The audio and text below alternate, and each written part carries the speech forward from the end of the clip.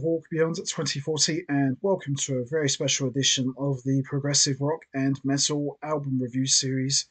And today I'm going to be taking a look at the legendary catalogue from one of the greatest, most iconic, and legendary bands in the history of music, the one and only legendary rock band Rush. And this is part two of a five-part special where I am going to be taking a look at each decade of Rush's albums. And this is a follow up to the last one that I did, where I discussed all of Rush's albums from the 70s. So, for today's edition, which is part two, I'm going to be taking a look at Rush's albums from the 80s.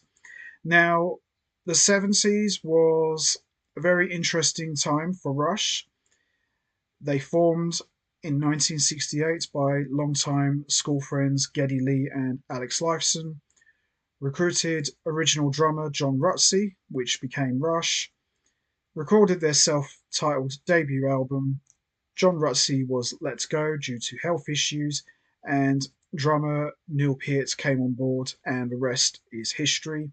And throughout the 70s, Rush went from being a traditional standard hard rock band to a progressive rock band, thanks to, in part, of Neil Peart's contributions and being the band's main lyricist and contributing to all of the music's lyrics.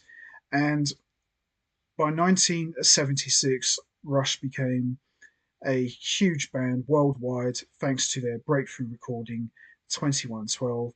And throughout the rest of the 70s, Rush would start to expand their repertoire and palette by adding more percussion, more acoustic guitars, bass pedals, and keyboards. And by the end of the 70s, Rush had evolved from being a support band that nobody had ever heard of to becoming a headlining band in their own right, who everybody knows. And fast forward to the 80s, Rush would continue to add and expand to their palette by adding more percussion, more guitars, more bass pedals, and more importantly, more keyboards, which would go on to play a very big role in their music going forward into the 80s. And just like in part one, where I discussed all of the Rush albums from the 70s, for today's edition, which is part two, I'm going to be discussing all of Rush's albums from the 80s. Now, depending on who you really ask, the 80s is looked upon as a very interesting time for Rush. And in terms of their albums, obviously there are some absolute classics. A couple of them would go on to become very historic and legendary. And there are some albums that are kind of polarizing to some fans. Some fans like them, some fans didn't like them, some fans just didn't care for them. But one thing that you can always respect and appreciate about Rush is that they never repeated themselves. They were always trying out different things, taking risks, and doing things their own way, and never staying in the same place. And that's what I've always liked about Rush. Any album you took from Rush's catalogue and put them up against each other, they're not the same. Obviously, you know it's them, but they both sound different. Each album you can choose from their catalogue is very different, and that's the beauty of Rush's music. It's always growing, it's always evolving, and you always hearing different things each and every time you listen to them.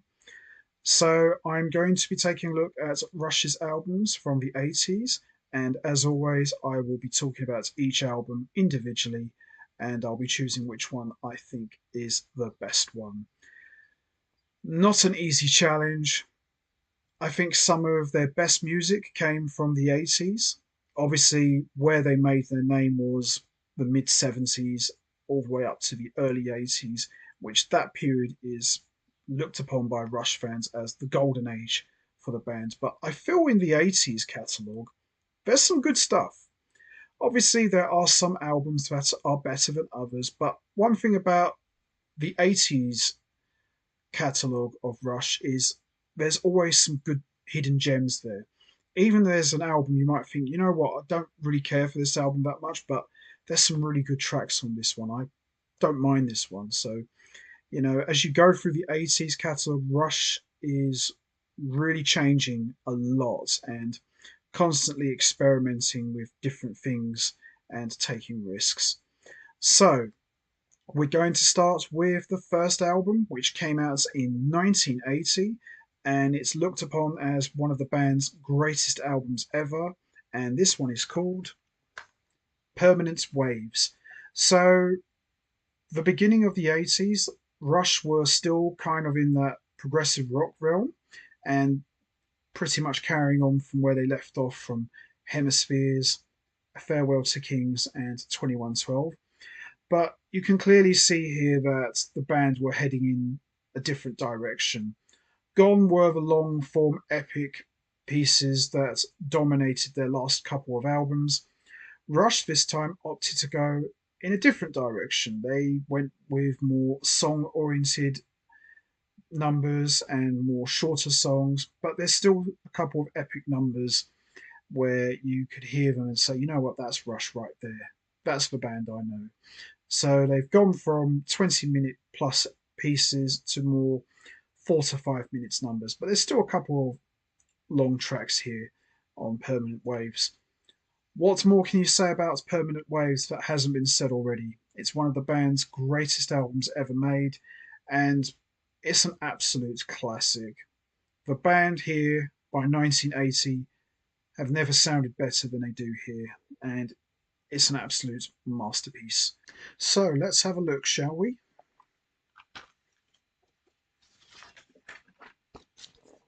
There they are. Classic. And there are the lyrics as well. Now, a few of the tracks on Permanent Waves would go on to become staples in the band's set list. So, as always, all of the music is written and composed by Geddy Lee and Alex Lifeson, and all of the lyrics are provided by Neil Peart. So, tracks we got here are The Spirit of Radio, one of the greatest and most iconic openers for any Rush album, and it's become one of the band's signature tracks. Free Will is another signature track for the band, and a couple of these tracks would go on to become staples in the band's set list. We've got Jacob's Ladder, which kind of retains some of that classic progressive rock sound from Hemispheres. And then we've got Entre Nos, which is another great track as well. And we've got the criminally underrated Different Strings with piano work from guest musician Hugh Syme, which is a really short track, but a great track nonetheless. And then we've got the 9 minute epic Natural Science, which to me really closes Permanent Waves out in a huge way. And as I said, unlike the last couple of albums from the 70s where you had much longer tracks, here on Permanent Waves, you've got songs that clock in about 4 to 5 minutes long, 3 minutes long, and the two longest tracks are like 7 minutes long and 9 minutes long. So you can definitely see that Rush were favouring more shorter songs over longer tracks, which dominated their last three albums. But for me, Permanent Waves, one of the band's greatest albums ever made, and certainly up there as one of their absolute best ever. So the standout tracks for me are Jacob's Ladder, Natural Science. I do like Different Strings. I don't think it gets enough love, but every track here, from top to bottom, is just an absolute classic, and there's a good reason why this album is looked upon as one of the band's best ever. Every song on here is just boom, boom, boom, top notch. There's no weak track whatsoever, and for me, it's an absolute classic. Geddy Lee's voice has never sounded better than he does here. Lots of great bass playing, keyboard playing as well. Neil Peart's drumming is all over the music, and he's It's definitely got better. He's becoming a lot more experimental and a lot more looser in his playing. And Alex Lifeson, he's just an absolute machine on the guitars. And as I said, this band, you could tell, sound really tight. And like I said at the beginning in part one, it's still mind blowing how three guys can create such a monster sound. And at times it just sounds like there's five or six guys, but it's just three. It's absolutely incredible. So there you have it. Permanent Waves, one of the greatest Rush albums ever made. Tremendous stuff. So we move on to the next album, which came out in 1981. And this album is looked upon as the greatest Rush album of all time. This is the one that people go to. This is the one people say is the band's best ever.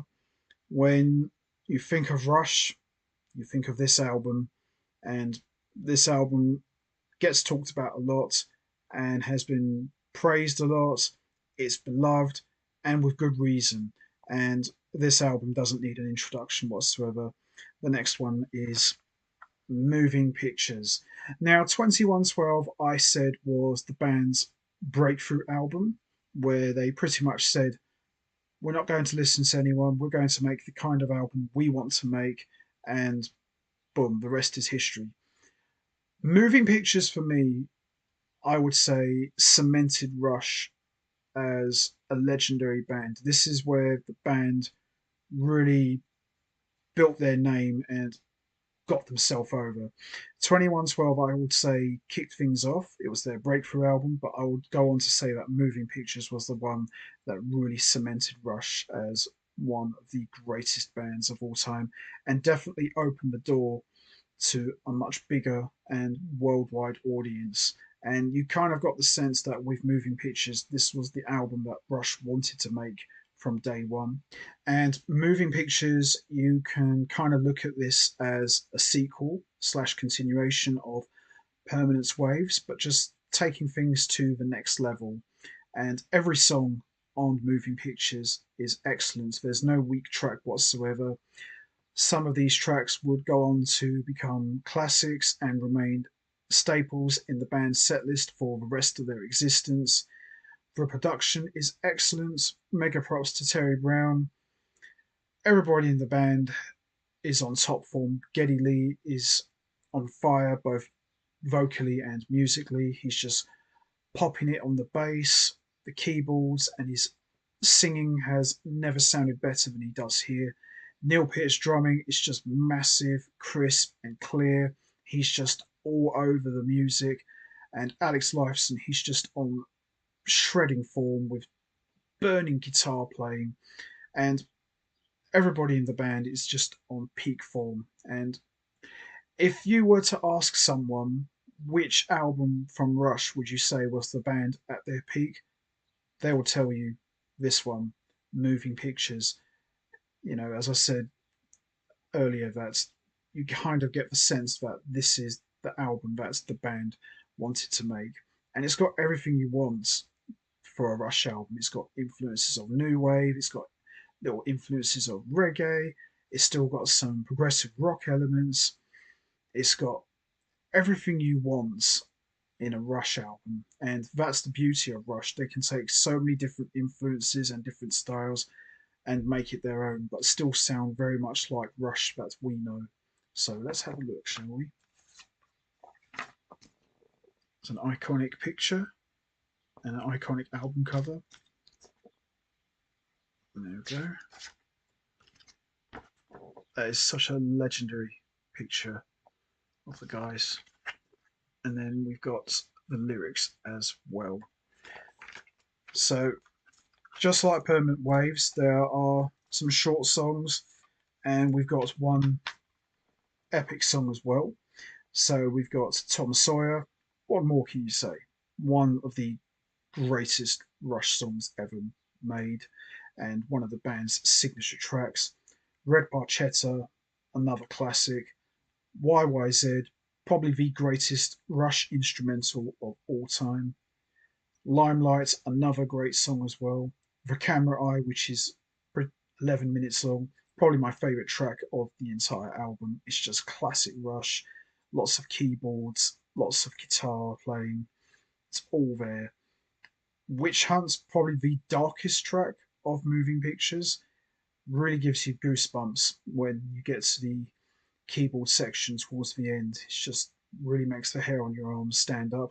And Vital Signs, you could kind of look at this as the band's love letter to the Police. You can definitely hear some of the influences of the Police in the music and the playing, and it's got some of that little reggae influence that the Police were known for.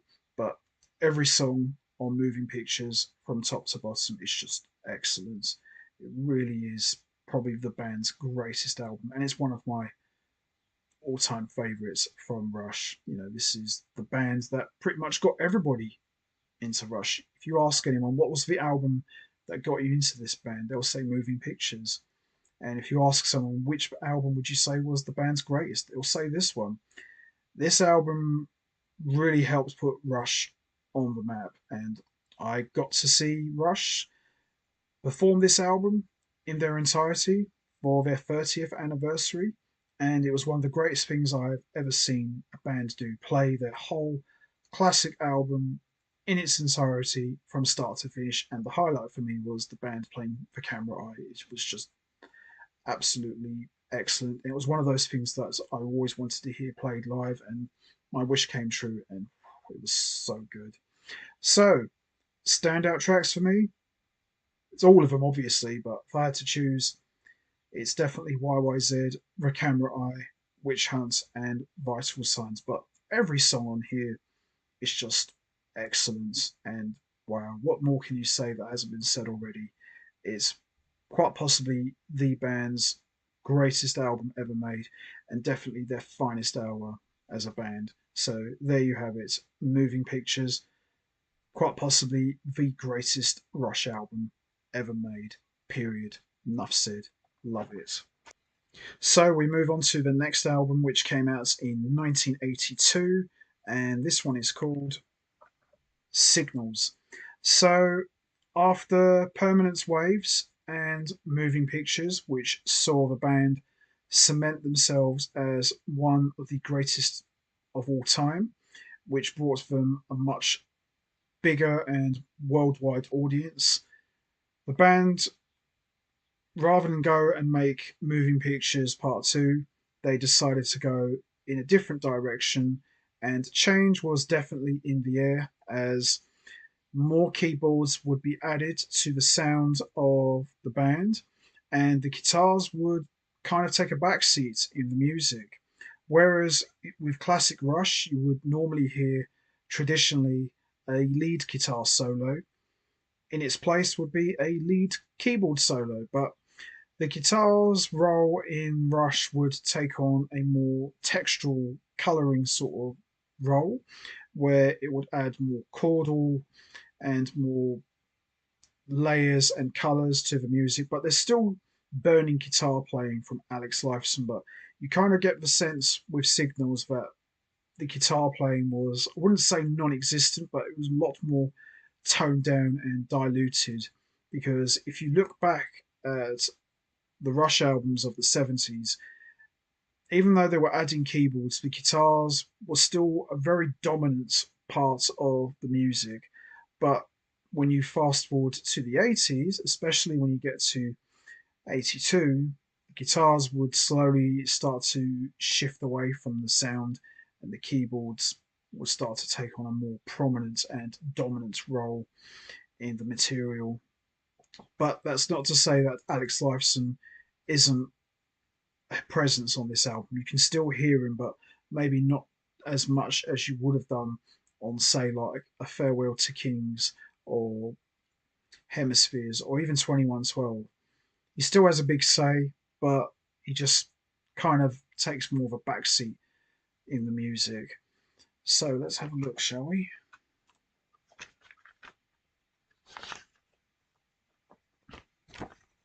The cool picture of the guys. And there is the lyrics as well. So Signals, you can kind of look at this as transitional album. So they're moving away from the more proggier albums like Moving Pictures and Permanent Waves. And here with Signals, they start to embrace more electronic, reggae, new wave, but you can still hear the classic Rush sound that we all know and love. But as I said, they're starting to slowly move away from that more proggier sound that brought them a lot of fame. So tracks we got here are Subdivisions, which to me is one of the best openers ever for a Rush album and is one of the band's best songs. The Analog Kid, another great song. Chemistry, which is just heavy and really packs a punch. Digital Man, another great song as well. The Weapon, a great track as well. New World Man is kind of like another love letter to the police, and it's got a lot of reggae influences. And Losing It, which has a special guest appearance from violinist Ben Mink from FM. Very haunting and very emotional piece, and really lovely as well. And we've got Countdown, which is just absolutely excellent. But, people say that Signals was where the band went off the rails and completely jumped off the cliff. I think Signals is a great album. Obviously, Moving Pictures and Permanent Waves are classics, but it would be wrong to ignore Signals because, okay, Signals may not be as iconic as those two albums, but it's still a great album in its own right. And a couple of these songs went on to become classics and in the band's set list, which remained throughout their whole history. And I think Signals is a really good album. And I think as time has gone on, the more I listen to it, the more I appreciate for what it really is. And I think it's one of the band's best albums and certainly one of the stronger albums from the 80s side of the band's catalogue. Standout tracks for me are Subdivisions, Chemistry, Digital Man, Losing It, and Counts Down. But all of these songs from top to bottom is excellent. Geddy Lee sounds great both musically and vocally on bass, vocals, and keyboards. Alex Lifeson, although his guitars is not as dominant and prominent like on some of the other albums, when he burns, he really goes for it. And Neil Peart's drums, his drumming is just excellent as always, and he never has a bad day. He always sounds great. But I think everybody here sounds tremendous. I think so. There you have it. Signals, one of the band's strongest albums of the 80s. Excellent stuff. So we move on to the next album, which came out in 1984. And this is one that I didn't really appreciate much at the time. But as time has gone on, I have grown to like this one a lot, and I have a lot of respect for this album.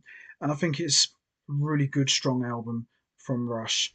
And this one is called Grace Under Pressure.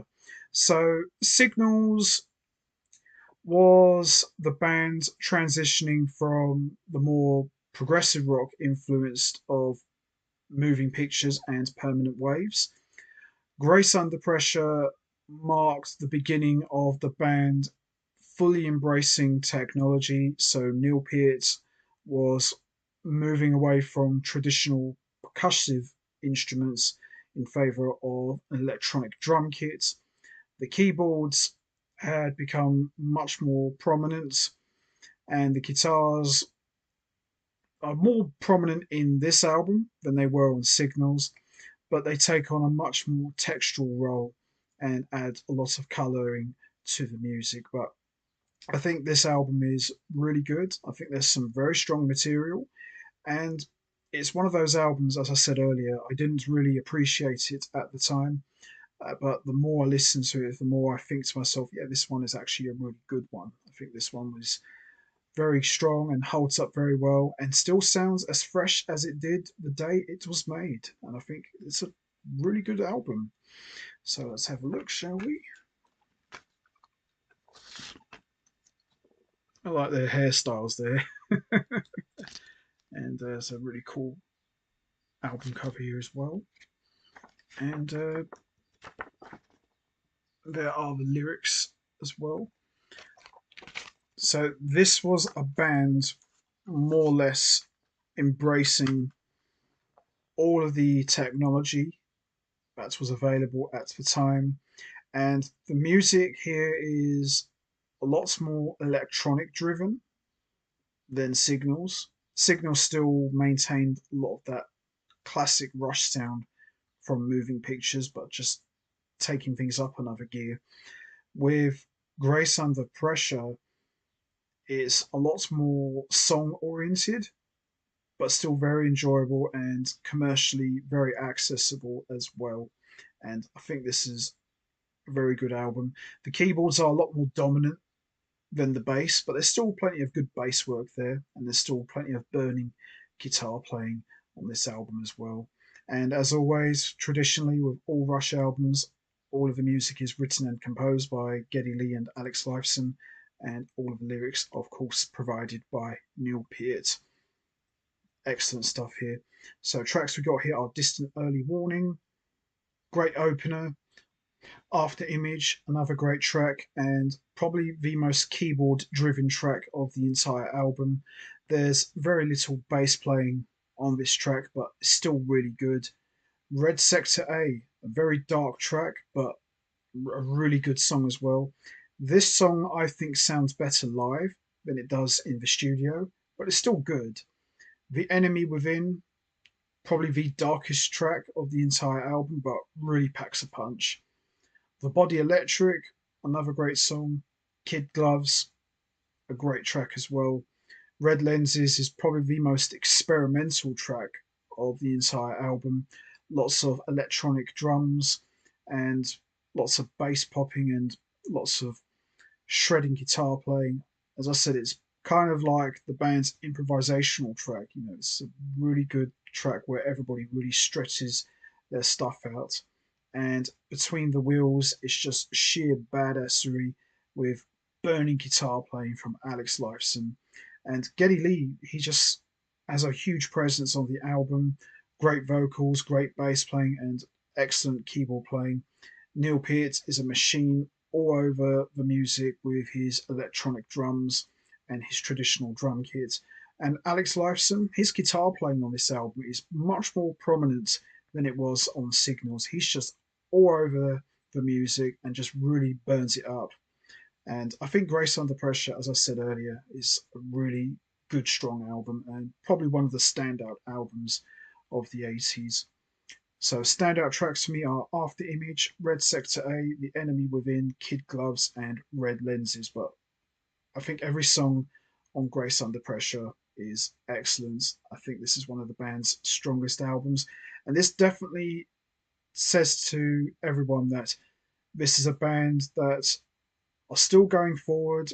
They're trying out different things. They're taking risks, and they sounded all the better for it. And the thing with the music of Rush in the 80s, it doesn't sound dated as opposed to some of the other bands who are doing things like this in the 80s. Everything about it sounds fresh, it doesn't feel out of place, and it still holds up very well. It doesn't have that typical 80s sound that you would normally hear from this decade. It still sounds like Rush, but just different. But different is good, and they make it work like they do with everything they have done in their entire career as a band. So there you have it. Grace Under Pressure, one of the standout albums of the 80s. Excellent stuff. So we move on to the next album, which came out in 1985. And for me, this could very well be my all time favourite Rush album of the 80s, and certainly as far as the keyboard period is concerned. And this is one that I listen to the most, and I think this one is just absolutely tremendous. And it's got a very good balance between the keyboards and the guitars. And this one is called Power Windows. So Power Windows pretty much continues from where Grace Under Pressure left off, and the keyboards is much more prominent and has a much larger presence than it did on Grace Under Pressure. The guitars, a bit more prominent, than they were on Grace Under Pressure. Bit more of a larger role this time round, and the electronic drums is just all over this album. But I think the way the keyboards, the electronic drums, and the guitars and the bass, I think it's got a good balance. It's not overplayed, it's not diluted, no one's getting in each other's way. Everybody has their place, everybody has their role, and I think it works really, really well. And it hasn't got a very typical 80s sound, it's got a very modern sound, I would say. The production on this album is excellent, and I kind of felt that when Rush changed producers, when they ended their relationship with Terry Brown, I kind of feel that Rush lost a little something because Terry Brown, as I said in part one, he played such a big part in the band's production from their inception, and he really knew how to make the guys sound really good. And I felt once he was gone, the band's production kind of dropped a little bit. It still was good, but I don't think it sounded as good when Terry Brown was at the helm. But the production on Power Windows is excellent, and it still holds up very well to this day. It doesn't sound dated. It sounds like in some ways it was made now. It's really, really good. So let's have a look, shall we? It's kind of a unusual picture, and there's the guys, hairstyles and all, in full 80s mode, but still cool nonetheless, still Rush. And there is, of course, the lyrics. And I think every song on Power Windows is excellent. And, top to bottom, I think there's no bad song on this album. And again, Rush trying out different things, taking risks, and making things work like they always do. And I think the band really sound excellent here. I think they really shine here musically. Geddy Lee's vocals are very crisp.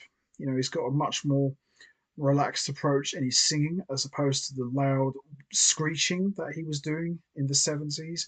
Got a much more laid back approach in his vocals. Alex Lifeson is just burning it up on guitars. Neil Peart with a massive presence on the drums and electronic drum kit. The keyboards sound incredible. The bass playing, everything about Power Windows is just excellent. So we got the big money, great opener, grand designs, great harmonical showcase. I think it's a really good track for Geddy Lee's vocals and harmonies. Manhattan Project is just kick ass. Marathon is just epic. Territories, really good songs. Kind of got that ancient Chinese sort of flavor in the sound as far as Alex Lifeson's guitar playing is concerned. Middletown Dreams is excellent. Emotion Detector is just really, really epic. Mystic Rhythms is very industrial, very dark, very atmospheric. Everything about Power Windows from top to bottom is just excellent. And this is probably my favorite album of the 80s as far as the keyboards period of Rush is concerned. I think this is a really good, strong album, and certainly equally as good as Grace Under Pressure. Is it a classic like Moving Pictures? No, probably not. But is it a classic 80s album? Yeah, I would definitely say it is. I think it's a really good album. So standout tracks for me are Grand Designs, Territories, Middletown Dreams, Emotion Detector, and Mystic Rhythms. But every song from start to finish is absolutely excellent. And as I said, out of the entire keyboard period of Rush, this for me really stands out and really shines very brightly. And I think for me, this is probably my favourite album from that period of the band. So there you have it, Power Windows. Excellent album and a great follow up to Grace Under Pressure. Tremendous stuff. So we move on to the next album, which came out in 1987. And this one is very polarized by a lot of Rush fans. Some fans like this one, some fans don't like this one, some fans just don't even acknowledge it, and some just don't care for it. But I think this one is really good, and it's got some of my favourite songs on this one in particular. And this album in particular would pretty much mark the end of the keyboard phase that the band started, going all the way back to Signals. And it's kind of like a poppy album in some ways, but it's still got classic Rush that we know and love. But I think it's really good. I think the production on this album is just excellent. But this album is not really looked at as a classic by fans. I mean, I personally don't think it's a classic. I mean, it's not on the same level as Moving Pictures or Permanent Waves, not even close.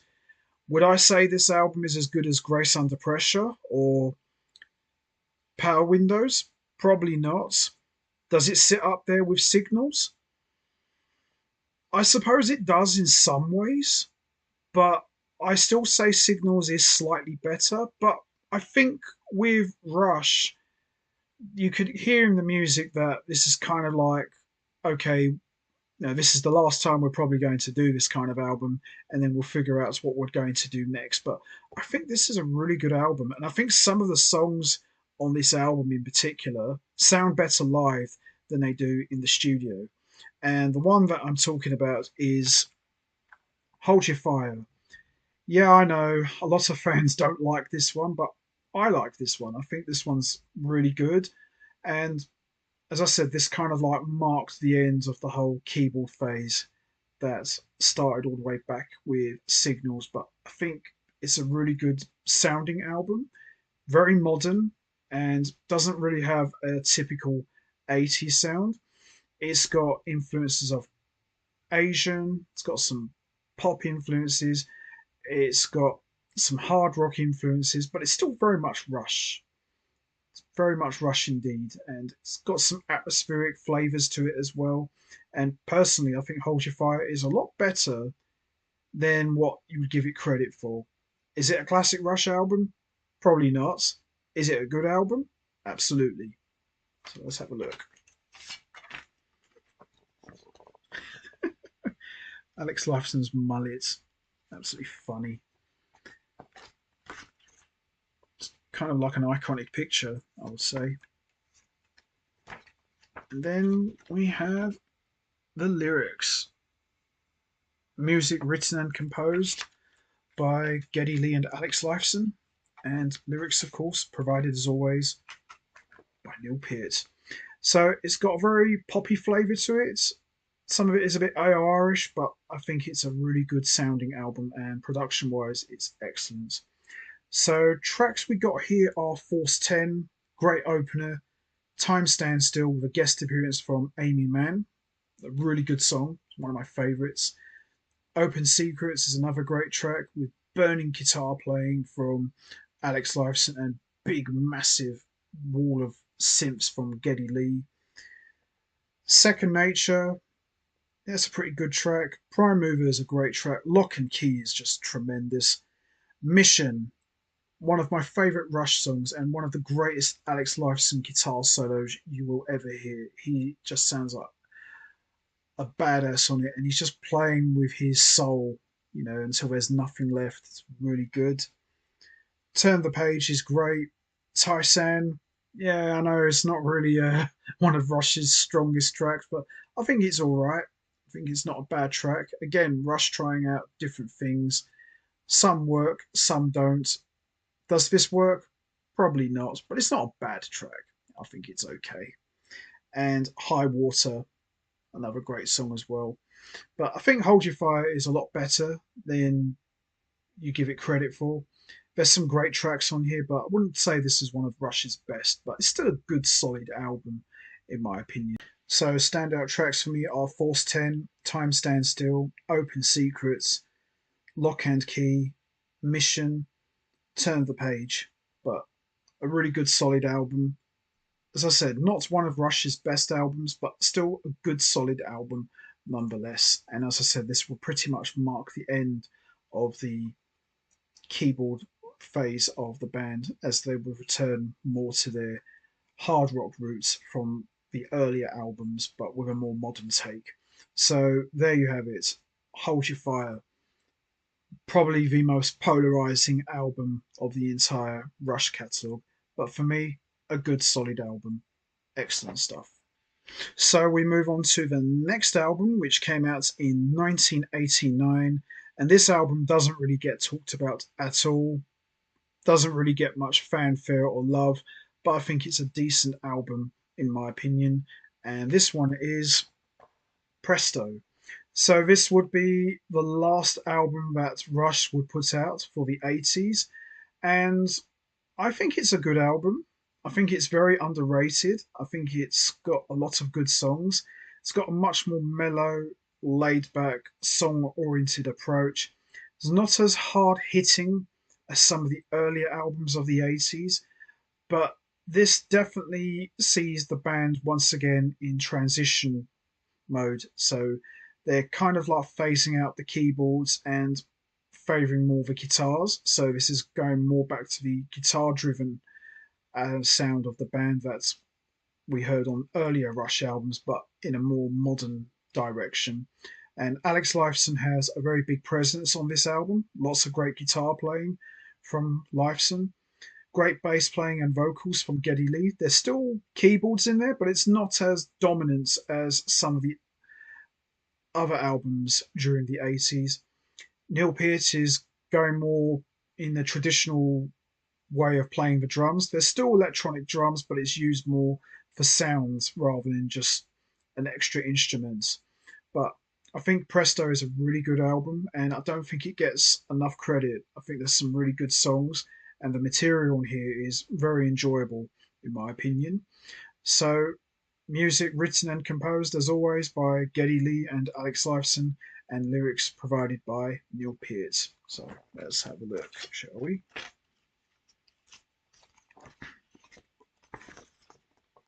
There's the chaps.